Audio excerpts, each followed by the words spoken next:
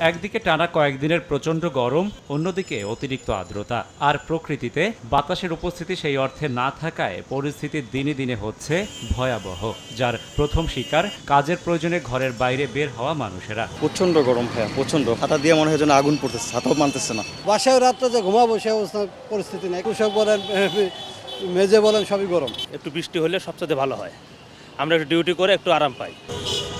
অন্যদিকে বরাবরের মতোই শ্রমজীবী খেটে খাওয়া মানুষের কষ্টের যেন শেষ নেই। গরম আর ঘামের সঙ্গে যুদ্ধে হেরে অনেকেরই পকেটের অবস্থা শোচনীয়, সেই সঙ্গে রয়েছে স্বাস্থ্যগত সমস্যাও।